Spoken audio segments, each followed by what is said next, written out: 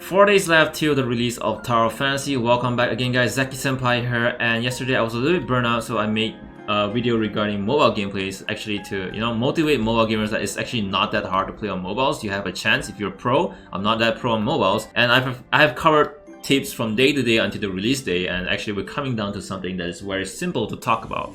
So today we are gonna talk about what are the resources that you don't want to waste from your daily and weekly dungeons.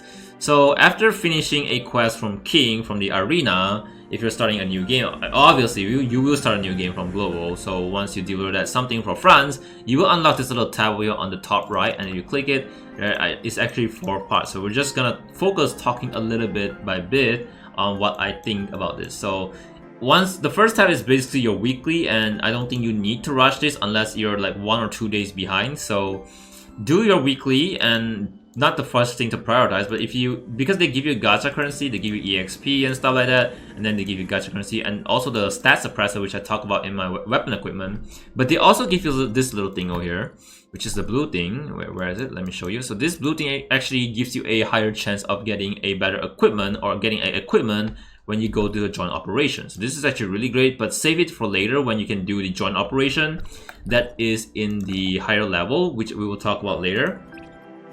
So over here, you immediately want to do your daily first before continuing with your stories. So clear all your daily, as because they give you EXP, they give you gacha currency, they give you materials, they give you this little thing over here. You can open the box to get a SSR, a low chance of getting SSR, and then they also give you stuff and EXP for weapon, EXP for matrices, and that's just about it. And then we head to the war exploration. Now, war exploration is nothing much to talk about. I just want to share a little bit that if you ask me how to play the game on day 1, I will focus on story first, because story will have time gate until we can further explore the story again. So I will focus on story, and every time I unlock a ruin, which is one over here, I will focus on doing the ruins because they will contain relics that is needed for the puzzles in the open world. So story, ruins, until you reach the time gate, then do world exploration. I know there are a lot of content creators talking about how to get there without getting hurt or stuff like that. Well, you can follow them. I'm not saying you can. I'm not saying I'm the best content creator out there. I'm just sharing what's the resources you shouldn't waste, but I thought I mentioned this as well. So you got your ruin exploration, where you do this to get relics, and also this stuff. I think you get the gold one here as well. No, you don't get the gold one here. So you get relics to help you in the open world, and then you also get this little thing over here where a lot of ways you can get, but we will go through it. So this is basically help you with your statue of 7 that is in your pocket. So it helps you limit break your suppressor, and every time you limit break your suppressor, it increase your attack, increase your resistance, increase your HP, increase your critical. So there we go. We have that second compartment covered. So let's go to the third tab. Oh, this one is just Mia cooking for you, because eventually,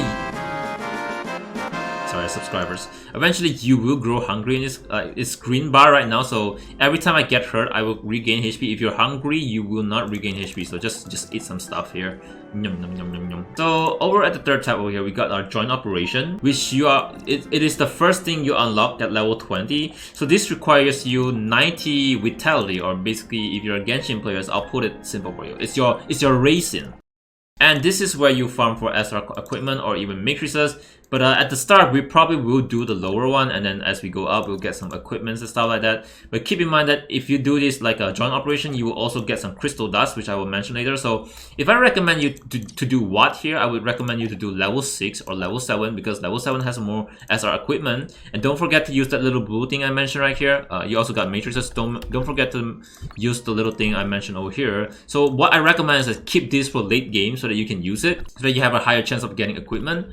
So every time you finish a joint operation, you will get this. Like, there's a lot of ways to get this, and eventually how to spend it, I want to talk about it, because someone pointed out my mistake as well, is that you want the blue one, you want to exchange for as many of this as well. You get this too, and then these are needed for gear leveling. Like, for example, pay attention to my chest plate. Right now my chest plate is level 32, and if I swap to a different chest plate, it will still be level 32, but I lost all the random stats because those are like pretty much your artifact system. So there's no harm in limit breaking them or leveling up them, whatever you want to call it.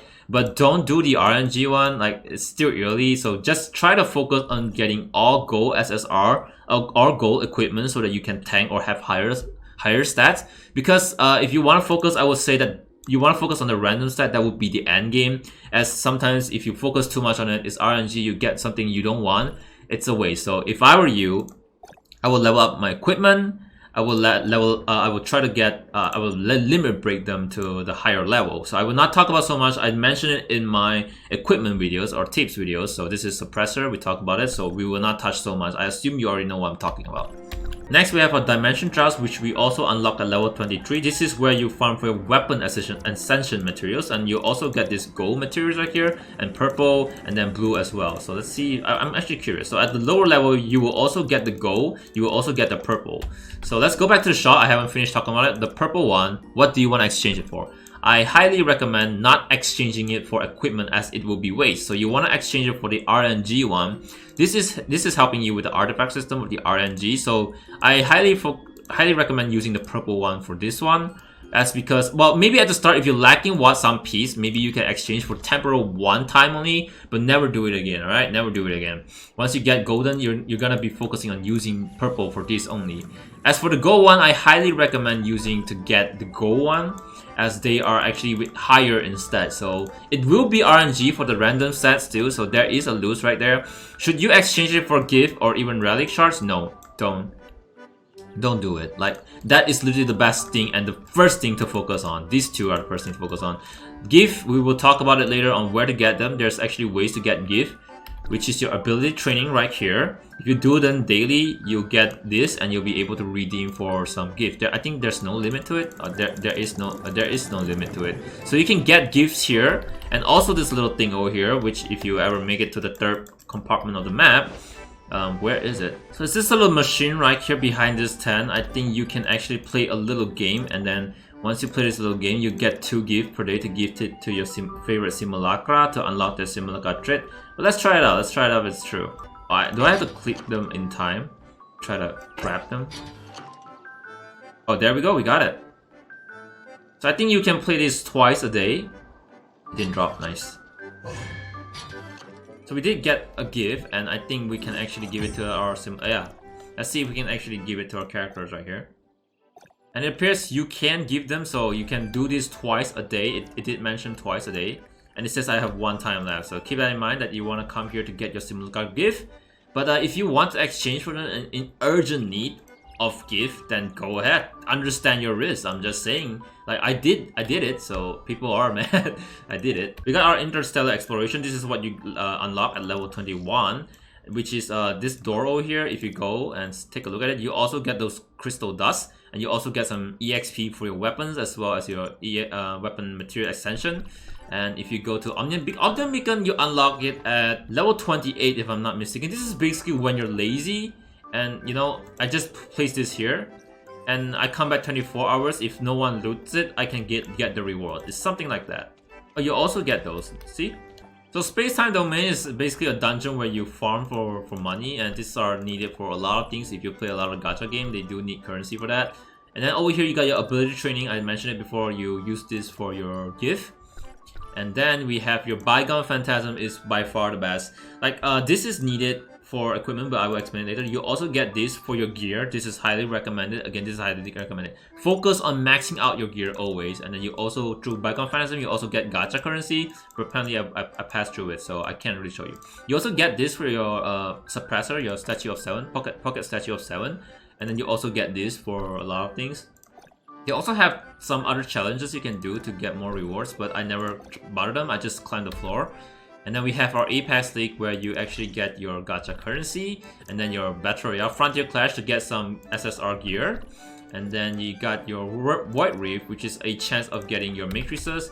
And then you got Wormhole, which gives you a lot more of this crystal dust to exchange for more reward. So we also have our raid, which I already completed, which I forgot to talk about. So every time you clear a raid, you can actually do this 3 times a week, but I think if you want to do it and you keep doing it, I don't think they will give you rewards. So the rewards are very simple. You get this, and this, and a chance of EXP. So I'm not sure if Global is getting this immediately, but I will talk about it. So if you go to the shop again, which I think it's better we talk about the shop. So over here you get this, and 40 of this will get redeemed for this. This is ice, this is fire. This is like a crest where you equip it to your characters, as you can see right here. I have mine over here. And you can also exchange for this, which is, where is it? Yeah, the red one. So you can exchange for a crest or a, I don't know, goggles or something like that, scouters. The purple one is highly not recommended. You can exchange them as an EXP to level up those for RNG. Stats, and then we've gone through this before. Oh, this is clan. So basically, if you join clan, you have this. Right now, I got no clan. No one would try to recruit me. So this, again, you can get your statue of 7 little thingy.